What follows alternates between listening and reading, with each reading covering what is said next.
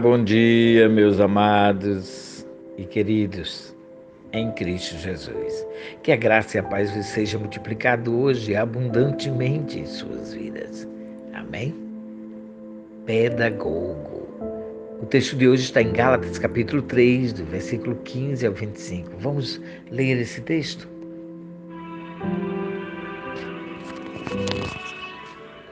Fala sobre a lei que não pode ser invalidada, não pode invalidar a promessa.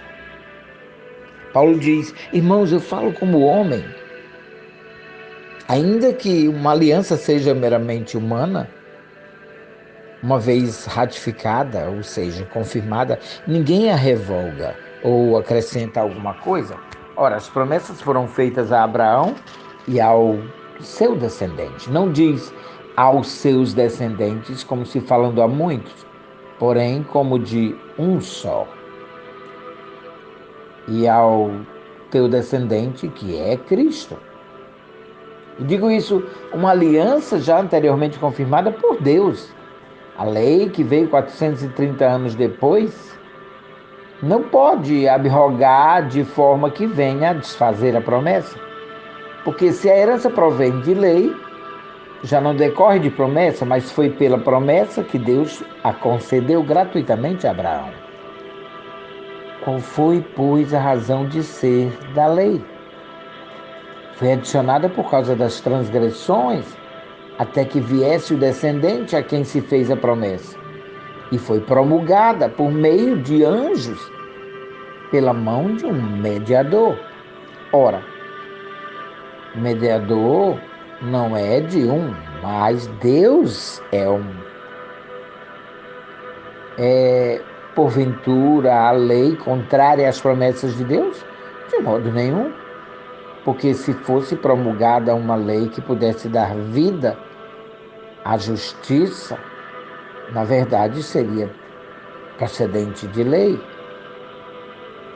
Mas a Escritura encerrou tudo sob o pecado, para que, mediante a fé em Jesus Cristo, fosse promessa concedida aos que creem. Mas antes que viesse a fé, estavam sob a tutela da lei, nela encerrados, para essa fé que de futuro haveria de revelar-se.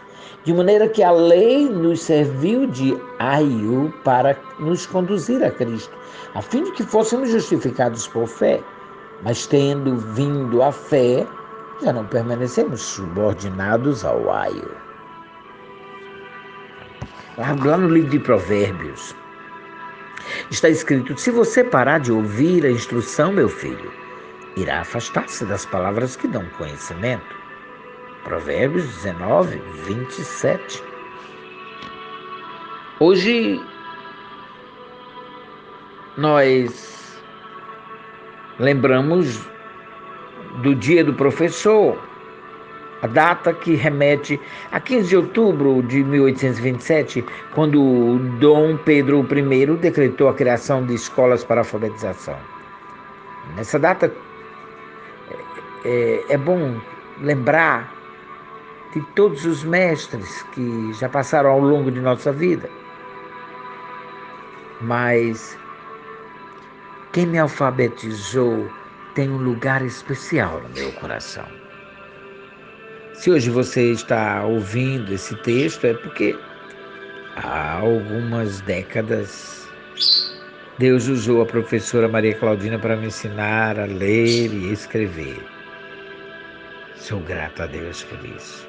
Muitos professores são também formados em pedagogia. A palavra pedagogo tem origem grega e é composta pelas palavras traduzidas por criança e conduzir.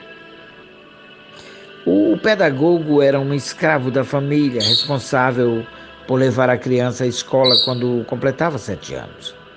Além disso, ajudava em seu estudo e na realização das lições de casa. Ou seja, o pedagogo era quem guiava a criança ao conhecimento. Assim também são os professores responsáveis por nos abrir as portas do saber e conduzir até ele.